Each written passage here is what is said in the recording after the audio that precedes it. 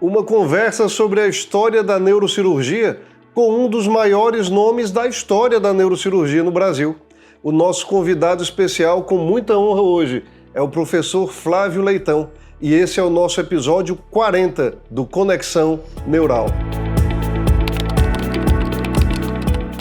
Professor Flávio Leitão, um dos pioneiros da neurocirurgia na nossa região, fundou diversos serviços, como o do Hospital Universitário da Universidade Federal do Ceará, do Hospital Geral de Fortaleza, juntamente com o Dr. Djaci Figueiredo, também um pioneiro da nossa neurocirurgia, que chegou um pouco antes, mas construíram aí uma longa caminhada juntos, disseminando aí muitos frutos dessa ação pioneira na neurocirurgia, com uma ampla inserção no meio neurocirúrgico do Brasil e do mundo. Um grande prazer, uma grande honra receber o senhor aqui no nosso canal. Obrigado por ter vindo. Muito obrigado. Então, Flávio, então a gente queria conversar um pouco sobre a história da neurocirurgia e eu vou começar pedindo para que o senhor repita aqui, de certa forma, o que eu já lhe escutei falar tantas vezes nas suas aulas, em congressos, em eventos, sobre o quanto é importante para o neurocirurgião conhecer a história da nossa área. Muito bem, Eduardo. Eu já vim até pensando que você ia fazer alguma pergunta sobre como começou a neurocirurgia e eu ia pedir permissão a você para, antes de responder, deixar registrado agora, neste momento, o meu respeito, a minha admiração, os meus parabéns por esse trabalho que você vem desempenhando de guardar a memória da neurocirurgia. Porque, como você sabe, existe uma falsa ideia generalizada, principalmente entre os jovens, de que história é enchimento de saco, é enchimento de linguiça, é perda de tempo, né? Claro que não é essa a opinião de grandes nomes da história, por exemplo, o maior nome, a maior expressão da literatura hispânica, Miguel de Cervantes Saavedra, por exemplo, diz numa frase belíssima, mais ou menos isso, que história é o êmbolo do tempo, guardador de ações e possibilitador de programar o futuro. Isso em 1500. E aí, não é só daí que começa a se dar importância à história, porque Tácito, o grande historiador romano, por exemplo, 86 anos antes de Cristo, dizia que, dentre as atividades do espírito, a mais importante é a história, porque é a guarda dos fatos importantes. De forma que eu queria lhe dar os parabéns por isso, porque é realmente uma coisa muito importante que se faz, é guardar a história, a memória. E Santo Agostinho dizia que guardar a memória é guardar o passado, colocar o passado no presente, né? É isso mesmo. Obrigado, doutor Flávio, por esse início aí que começou simplório, né? Com Cervantes, Tácito e Santo Agostinho. Então já dá para ter uma noção de como é que vai ser aqui o nível dessa nossa conversa. Então, já que a gente vai querer resgatar um pouco a história da nossa especialidade, da neurocirurgia, eu queria saber um pouco também da sua história.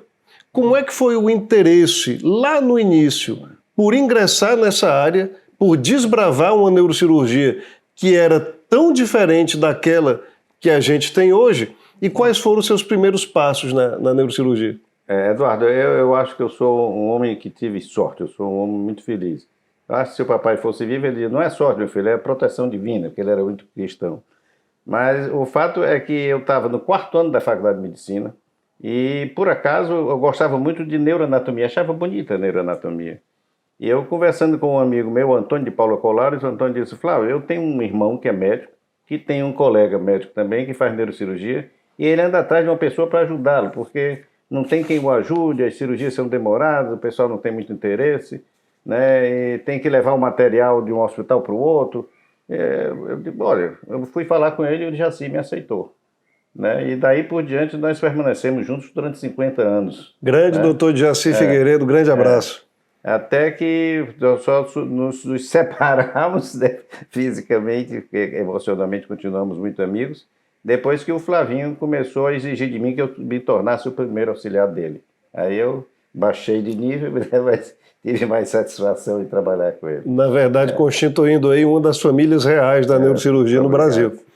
E, doutor Flávio, onde é que o senhor foi atrás depois da especialização para aprofundar a formação e consolidar essa escolha? Eu fiz a minha especialização no mesmo canto que o Djaci fez, foi no Instituto de Neurocirurgia de Porto Alegre, né, com o velho professor Eliseu Palioli. Palioli era um cabra de origem italiana, um cidadão diferente, baixinho, mas de muita personalidade, tinha sido reitor da Universidade Federal do Ceará, tinha sido prefeito da capital gaúcha, tinha sido ministro da Educação do Café Filho, se não me engano, e estava já no fim da vida, mas ia ao hospital todas as noites, né, para fazer a visita de todo mundo. Inclusive, um fato interessante que eu vou contar logo antes que eu me esqueça, que velho se esquece das coisas, você sabe, até com 84 anos. A memória é privilegiada. Mas uma vez eu estava lá à noite, quando ele foi visitar os pacientes, ele disse, cearense, ele me chamava de cearense, cearense, amanhã eu tenho uma cirurgia aqui no São Francisco. São Francisco era o hospital em frente ao hospital de neurocirurgia, que era o São José. E eu digo, pois não, professor, o que é? Uma criança. Eu tinha certeza que era uma válvula para hidrocefalia que ele ia colocar. Para surpresa minha, era uma hérnia umbilical, que ele operou com anestesia local e com açúcar no bico e uísque, dando para a criança chupar. Foi outra que versatilidade. Dizer, o velho era impressionante. O velho era pessoa muito querida, né? Muito amada. Então, deixou um filho, que é neurocirurgião, né? O Eduardo Palholo, você conhece, que por sinal tem um filho também que é neurocirurgião. E foi lá então Porto Alegre. Depois, uns 10 anos depois, em congressos, eu fiz amizade com o Bennett Stein, né? O americano mais cearense que eu já vi na minha vida, porque olha o esquisito. Eu conheci o Stein de congresso aqui em Porto Alegre e em Punta del Este, um congresso latino-americano. Então fomos 2 congressos. Depois desses 2 congressos eu perguntei a ele se ele me aceitava como fellow lá no Tufts New England Medical Center em Boston. E ele disse perfeitamente, então me convidou. Quando eu cheguei em Boston, ele não tinha conseguido ainda o apartamento para mim, eu fui só, deixei a Marimídia e os meninos. Então, durante uma semana eu fiquei na casa dele. Nossa. Estranho, né? Quer dizer, eu ficava durante uma semana na casa dele. A mulher dele, Dorine, chegava e dizia, Flávio, tá aqui, pega suas roupas e põe aqui na... Eu nunca tinha feito isso na minha vida, né? Uhum. Aqui nós não temos essa cultura de fazer as coisas. Então, me ensinou como era que lavava a roupa na lavadeira elétrica. E estranho, olha que coisa esquisita. No dia que eu fui receber o apartamento, ele disse, eu vou com você e a secretária dele, vamos nós 3 juntos, vamos no carro dele. Pois esse cidadão, quando chega lá, arregaça as calças, tira os sapatos e vamos nós 3 lavar o chão do apartamento que estava sujo. Puxa vida. Entendeu o negócio? Esse é o tipo da história que a gente tem que deixar registrada. Eu fiquei tão sensibilizado que quando ele veio ao Brasil, alguns anos depois, ele ficou na minha casa, eu fiz questão de fazer isso, porque é uma pessoa adorabilíssima, né? Impressionante. Mas o americano que não me conhecia, não tinha amizade, né? Eu acho que houve alguma empatia, algum fenômeno dessa natureza, né?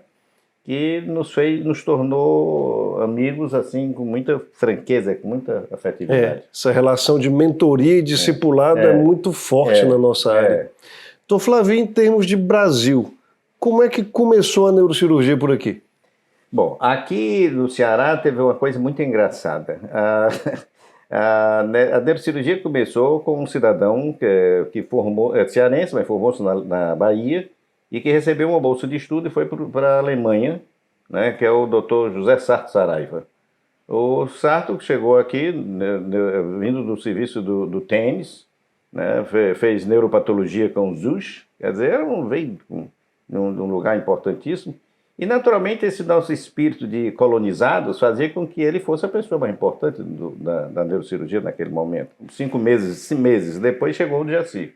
O Jaci de Porto Alegre e o outro da Alemanha. Claro que o outro tinha muito mais prestígio, né, naquele momento. Mas as coisas foram mudando e terminou o Sarto se tornando mais neurologista e o de Jaci continuou, fez a neurocirurgia e impulsionou a neurocirurgia cearense, né? Jaci era o chefe da neurocirurgia no departamento. Você disse que eu tinha criado o serviço de neurocirurgia. O serviço de neurocirurgia foi criado realmente na Faculdade de Medicina pelo Jaci e no HJF pelo Jaci. Nós estávamos juntos. Sim. Né? Mas foi participou do grupo. Mas foi ele quem criou. Então, o desenvolvimento das grandes técnicas utilizadas hoje em dia no nosso estado realmente começaram com o Jaci e eu ao lado dele ajudando-o. Né? E depois que o Jaci se aposentou, eu passei a chefe do serviço de neurocirurgia do HGF e transferi a disciplina de neurocirurgia que ele tinha levado para o HGF, trouxe de volta para a Faculdade de Medicina, né? A faculdade sempre foi difícil a gente fazer as coisas lá, né? E o grande desenvolvimento da neurocirurgia no Ceará, a gente deve realmente à riqueza de material e à riqueza humana que existia no Hospital Geral de Fortaleza. É impressionante como aquela época, apesar da maldição do regime, para mim pelo menos, né, que era a ditadura cívico-militar de 64, o hospital funcionava como um hospital padrão, né? Nós tínhamos um número excepcional de necrópsias, coisas que não existia. Né? O chefe do serviço de necrópsia era o Dalgimar Bezerra de Menezes, né? As reuniões de sábado eram verdadeiros congressinhos, porque ia o pessoal da oftalmologia falar sobre a oftalmologia, o pessoal da neurocirurgia, assim por diante. Fizemos cursos para médicos, para estudantes, de emergência. Nós temos, nesses 50 anos, 23 congressos que nós realizamos aqui. Muita coisa. Eu e o Jaci. Quer dizer, alguns ele era o presidente, eu era o secretário-geral, e dos outros a gente trocava. Eu era o presidente e ele o secretário-geral, né? E é impressionante a nossa produção. Para você ter uma ideia, o Jaci, quando eu cheguei de Porto Alegre, o Jaci estava chegando dos Estados Unidos, do Presbyterian Hospital, e ele trouxe uma técnica muito interessante sobre a derivação ventrículo-atrial. Então, você sabe disso, que você é neurocirurgião pediatra, mas nós começamos no Nordeste brasileiro essa técnica. E era uma coisa muito boa, né? Quer dizer, a gente colocava o cateter dependendo das alterações do eletrocardiograma. Quando a onda P se tornava bífida ou alta demais, a gente sabia que estava no local ideal. Bom, eu peguei 20 desses casos e em 66 levei para um congresso brasileiro de neurocirurgia na Bahia. E estava ao lado dele o Gilberto Almeida, Gilberto Machado de Almeida, você conheceu também. Então, o trabalho foi tão impressionante que o Gilberto chegou assim para o Jaci: Jaci, esse baixinho, tu conhece esse baixinho ou ele está mentindo? Então, rapaz, esse cara trabalha comigo. Quer dizer, era um trabalho bonito, foi um trabalho bonito que nós fizemos aqui. Fantástico. Agora, voltando para a história mesmo do começo da nossa especialidade até hoje, vou fazer uma pergunta polêmica. Quem o senhor considera como principal, eu tenho a minha opinião, principal personagem, em termos mundiais, da história da neurocirurgia? Olha, mundial? Sim. Mundial, eu acho que tem que ser o Cushing, né? Eu acho que tem que ser. Um cidadão que opera uma hipófise no consultório, doutor. Quer dizer, rapaz, é um negócio inadmissível, né? Como é que você simplifica tanto um ato sério, como uma hipofisectomia, sem trazer nenhum mal para o paciente, nenhum malefício, né? Eu acho que foi o Cushing, sim. É um visionário, né? Porque houve várias iniciativas antes dele de cirurgiões que se dispunham a operar o sistema nervoso. Mas ele foi o primeiro a dizer: não, eu vou fazer só isso aqui da minha vida. E no Brasil eu ficaria entre o velho Eliseu Paglioli e o Zé Ribe Portugal, né? Sim. Zé Ribe Portugal. Como eu convivi só com o professor Paglioli, o coração diz que o maior foi ele, né? E ele foi grande realmente. Ele era um anatomista de mão cheia, né? Um cirurgião perfeito. Um velho que aos 75... Bom, eu estou com 84, posso chamar de velho. O senhor está nativo ainda, que eu sei. Mas ele também, eu acho que com 75 anos ele operava lá. Porque naquele tempo os velhos envelheciam mais. Hoje é que estão envelhecendo menos, né?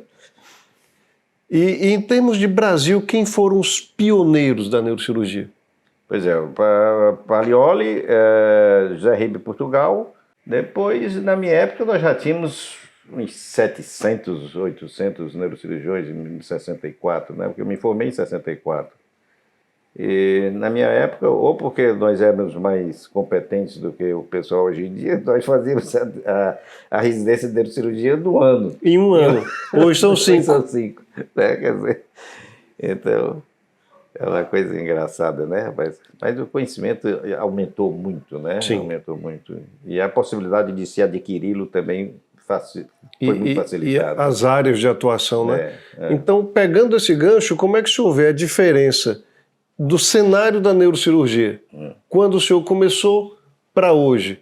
Qual foi o impacto aí do advento dos exames de imagem e da microscopia. Talvez tenham sido esses os dois maiores elementos. Para você ter uma ideia, eu tenho um trabalho publicado numa revista local nossa aqui, eu acho do Centro Médico Cearense, para mostrar como é que, através de estudos radiológicos e arteriográficos, a gente poderia conseguir localizar o tumor. Né? Rapaz, era uma mágica, né? Quer dizer, quando você tinha a arteriografia mostrava desvios do tumor, não mostra se ele não se contrastava, claro. Então você não tinha certeza se o tumor estava ali. Eu já vi, por exemplo, no neurocirurgião operar um tumor no lobo temporal, pensando que era uma hidrocefalia, porque a artéria... Bom, então, quer dizer, a imagem dava ideias muito falsas a gente, né? Agora, quando chegou a cintilografia cerebral, foi um achado do céu, porque a gente sabia que estava ali no lobo frontal, no lobo temporal, né, ia para aquele canto. As nossas decisões eram muito grandes, né? Não sei se você sabe disso, ainda pegou essas decisões. Hoje as decisões são muito pequenininhas, né? Através de incisões supraorbitárias você tira um meningioma da base do crânio.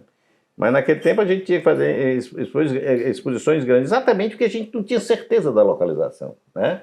Então depois chegou a tomografia, foi uma vantagem. E com a ressonância, meu amigo, aí é fácil demais, até eu opero. É isso. Agora, doutor Flávio, uma coisa que às vezes me incomoda, com todas essas facilidades que nós temos hoje em dia, pode-se cair na armadilha de dar menos valor à neuroanatomia, porque, enfim, as coisas estão na ressonância, e ao exame neurológico.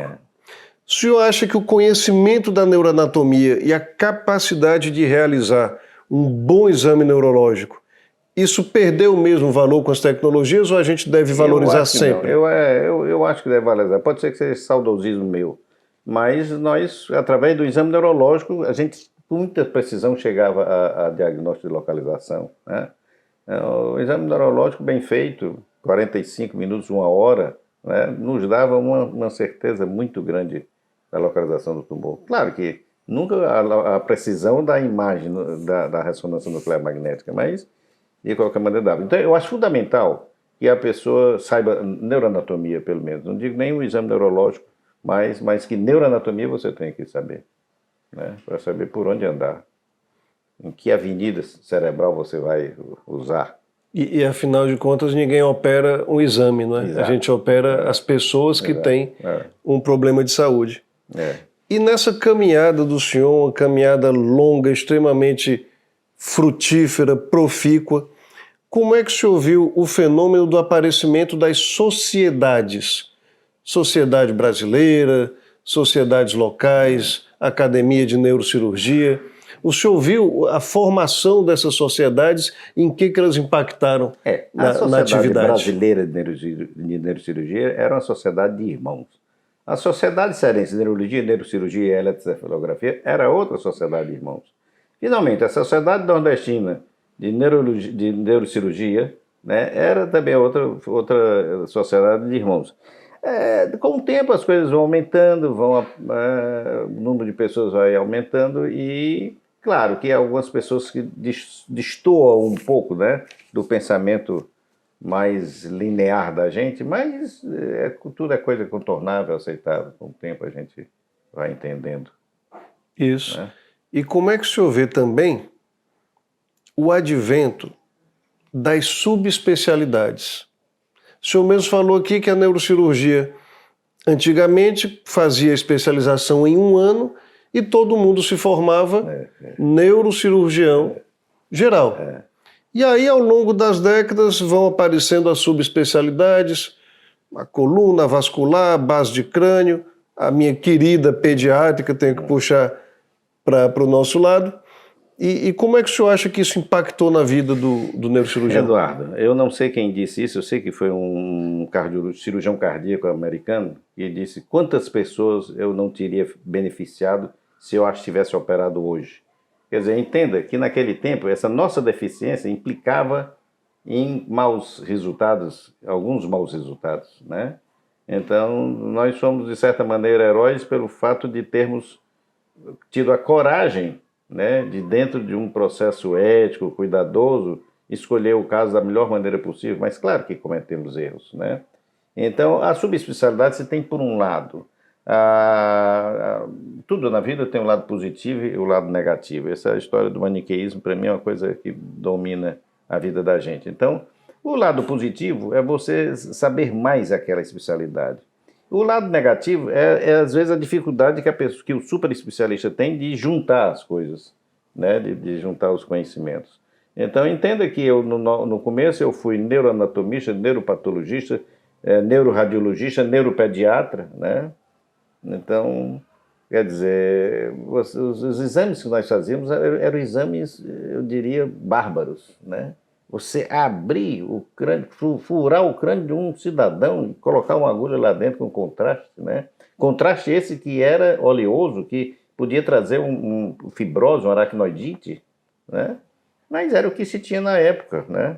Eu me lembro, inclusive, de um caso que me marcou profundamente, uma menina, uma moça muito bonita, que chegou com um síndrome de hipertensão intracraniana, né? Com edema de papila.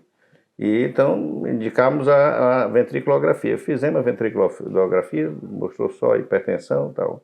E no final das contas, ela estava com edema de papila porque estava usando anticoncepcional. Puxa vida. Mas naquele tempo não se podia perguntar a uma moça se você estava usando anticoncepcional, porque naquele tempo as meninas não usavam anticoncepcional, né? Influência do contexto social, religioso, né? cultural, né? Sócio-religioso, cultural. Então, quer dizer, isso é doloroso a gente recordar isso, né? Que esta menina foi submetida a isso, é absurdamente desnecessário. Mas na verdade, professor, se vocês daquela época não tivessem tido a boa ousadia de avançar na nossa área, nós não teríamos chegado onde nós chegamos hoje. Então, hoje, na verdade, nós temos vários luxos, não é? De exames de imagem, de monitorização intraoperatória, de microscopia, mas é aquela frase fantástica: se nós chegamos até aqui, é porque pudemos nos postar nos ombros de gigantes, e o senhor é um dos gigantes aí da nossa especialidade. Mas, Eduardo, eu estou me lembrando aqui, o Arthur Enéas Vieira Filho, meu colega de turma, filho do velho Arthur Enéas, que era professor da Faculdade de Medicina de Radiologia. O Arthurzinho era radiologista também, e eu então telefonei um dia para ele para fazer uma arteriografia no consultório dele, porque se fazia no consultório, não era em hospital. E ele disse: Flávio, tá certo, agora vamos fazer o seguinte, né, você vem só depois de 7 horas, 8 horas da noite, quando eu era na Senador Pompeu. Comércio já não tem nada no comércio. Eu digo: por quê? Porque se por acaso o paciente tivesse algum problema, morresse, uma coisa desse tipo, ninguém ia ficar sabendo disso. Está entendendo? Quer dizer, você vê a dificuldade que a gente tinha de fazer um exame, né? Porque não tinha aparelho radiológico nos hospitais, né? Então, depois, os aparelhos radiológicos eram em ambulatórios, eram em consultórios médicos, né? Então, fizemos isso. Fizemos no consultório dele pneumoencefalograma. Você fez alguma vez pneumoencefalograma na sua vida? Não. Nunca? Então, você não tem esse crime na sua consciência. Não é um crime, não. É uma etapa necessária para que a gente chegasse onde a gente chegou. Eu fiz. Você sabe o que é você pegar um cidadão? Homem, então, era horroroso, porque homem é frouxo para dor, né? É uma coisa impressionante. Então, você pegar um cidadão, colocá-lo sentado e fazer uma punção lombar, tirar líquido e botar ar, tirar líquido e botar ar, rapaz, a dor de cabeça é violentíssima, né? A sudorese que dava no paciente, você tinha... Às vezes havia midriza, eu digo: rapaz, vai morrer. Olha, sofremos muito, né, por causa desses exames agressivos. Então, o advento da tomografia e principalmente da ressonância nuclear magnética foram uma coisa milagrosa, divina.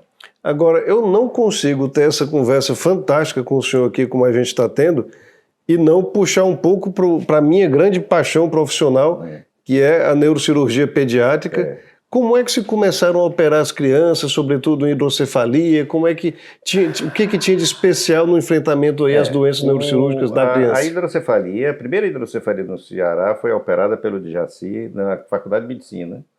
E uma coisa muito engraçada, ele estava nos Estados Unidos e estava conversando com um congresso lá com o Spitz, né, que é o engenheiro que fez a válvula da Holter, Spitz-Holter.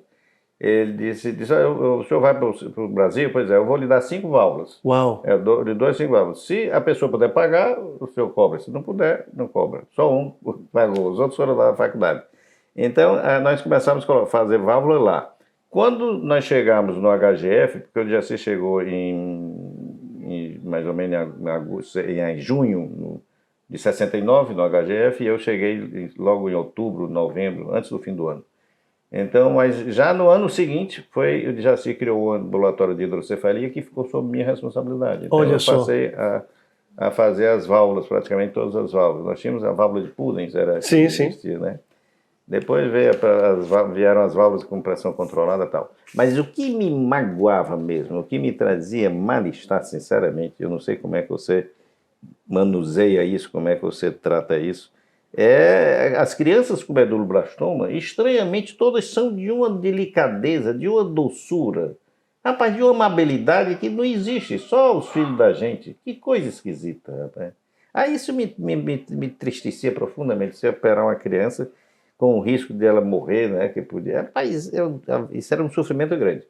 O adulto, eu não tenho pena do adulto, mas uma criança. A criança realmente é o ser humano mais especial que existe. Nascendo.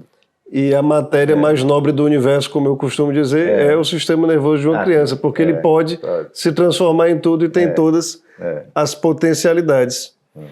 Agora, professor, sem dúvida, a nossa especialidade, ela é muito absorvente da vida da gente, não é?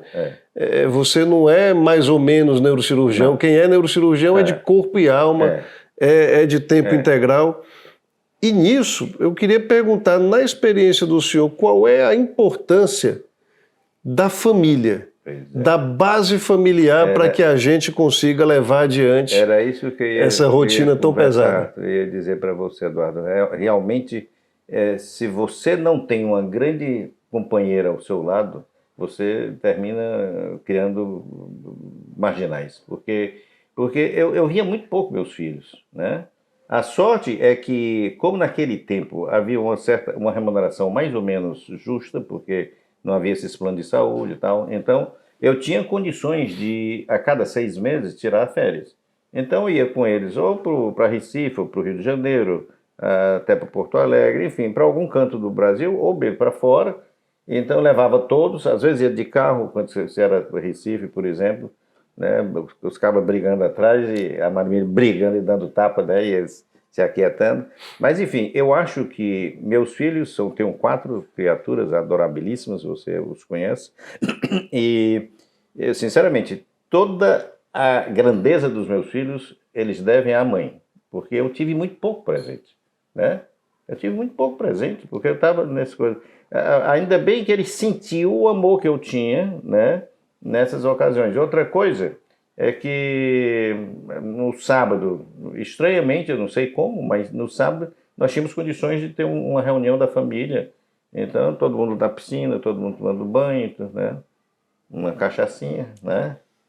Então, um beijo grande para a dona Maria Emília. Agora, o senhor talvez tenha precisado compensar o tempo de presença com o exemplo e a inspiração, porque sem dúvida todos eles têm a marca do senhor também. Muito obrigado. E aí, já que a gente está falando de família, como é que é a experiência de ter perpetuado esse talento neurocirúrgico, essa atividade num filho, que o senhor, um grande neurocirurgião, renomado no país inteiro, é pai também de um neurocirurgião igualmente renomado, que é o Flávio Leitão Filho, que está ali nos bastidores, e que também é uma pessoa bastante querida no nosso meio. Como é que foi essa transmissão? Eduardo, é agradabilíssimo você ter um filho que faz a sua especialidade. É realmente você pensar que não morreu ou que não envelheceu, porque tem alguém igual a você fazendo a mesma coisa que você fazia, né?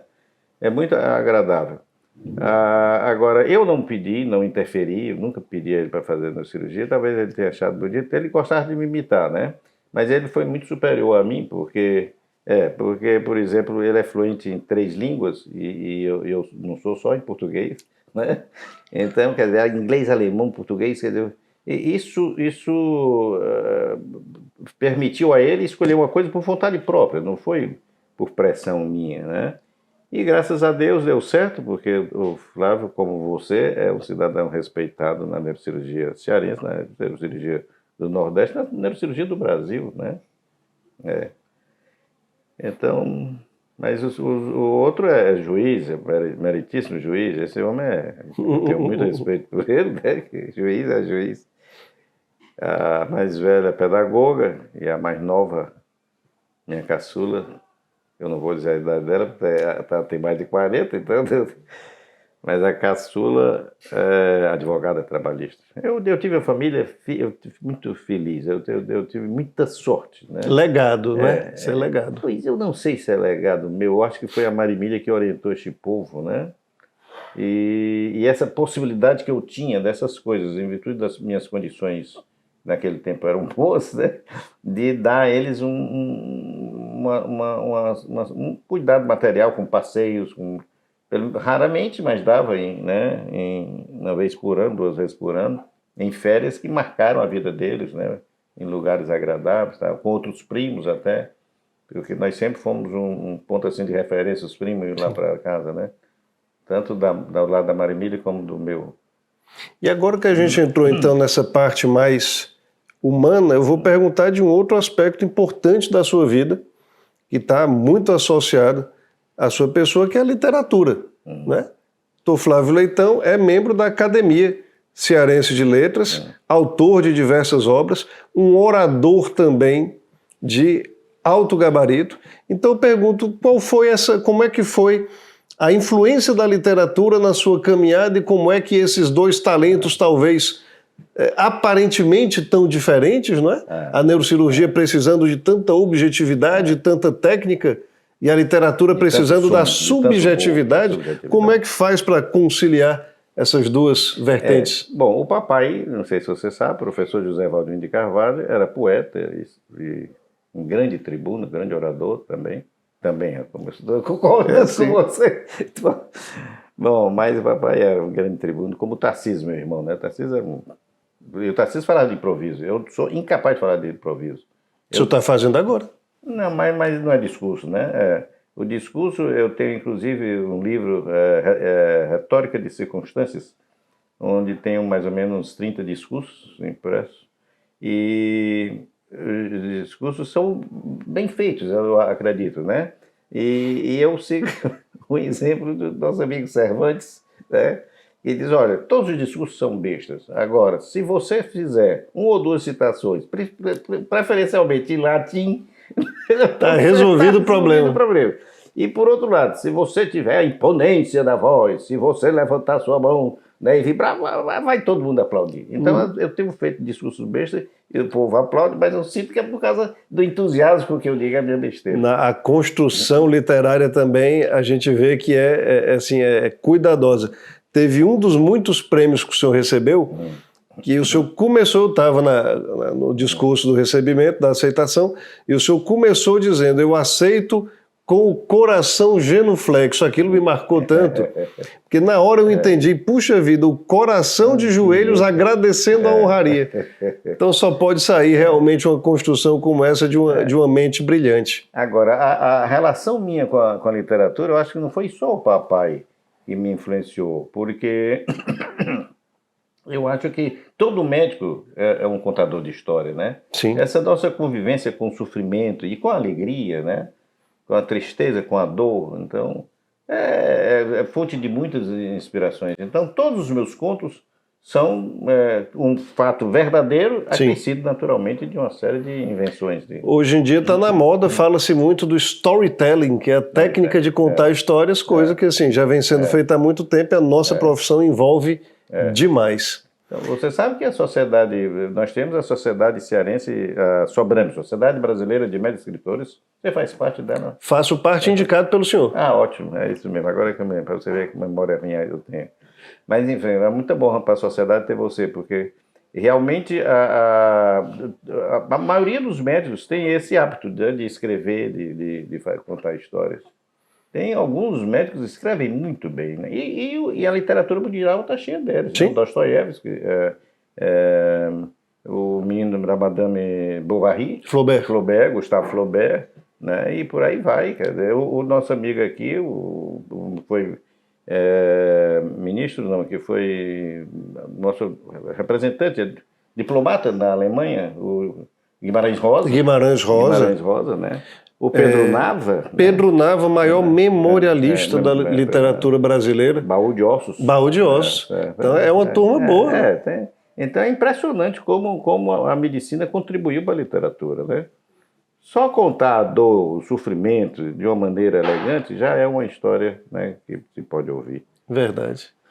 Doutor Flávio, a gente conversou sobre aspectos históricos da neurocirurgia, muito da sua experiência, mas como é que o senhor enxerga o futuro da neurocirurgia? Na sua primeira fala, o senhor falou que a história possibilita a gente a vislumbrar o futuro.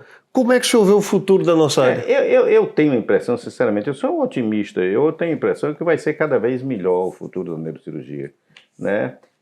Tirando esses excessos do exagero de exames complementares, né? Mas a tecnologia é tão perfeita, é tão capaz, e vai ser difícil a gente cometer erros em cirurgia, neurocirurgia, né? Quer dizer, o caminho agora o tratamento dos aneurismas por embolização, né? Isso é uma maravilha.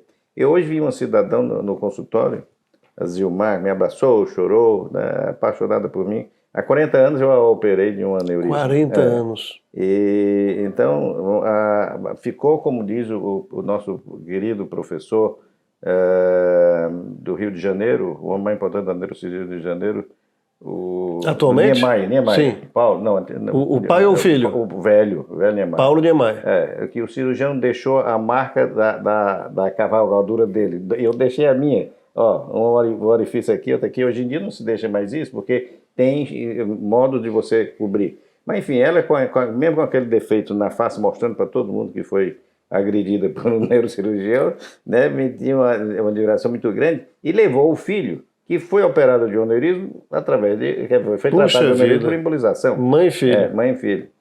E ela foi lá para o meu consultório só para eu pedir para o filho que mora telefonar para o filho que mora em Manaus, para que ele faça também um exemplo que ela acha que ele tem. O instinto de mãe dela acha que ela tem. Eu digo, aí tem que fazer mesmo. Um angiorressonância, né? E ele não quer fazer. Não quero fazer. Então, quer dizer, só isso dá uma história. Você pode contar essa história, né? Verdade. E, doutor Flávio, então, um prazer imenso a gente deixar registrado aqui em vídeo, no nosso canal Conexão Neural, um pouco dessa sua vivência, porque realmente é um privilégio muito grande contar com a sua amizade, com a amizade da sua família, e são histórias que a gente tem escutado ao longo dos anos e que a gente tem o prazer agora de deixar registrado no nosso canal para a nossa ampla audiência aí de estudantes de medicina, de profissionais das outras áreas da saúde, de jovens neurocirurgiões. Essa é a beleza do raciocínio e da história do professor Flávio Leitão.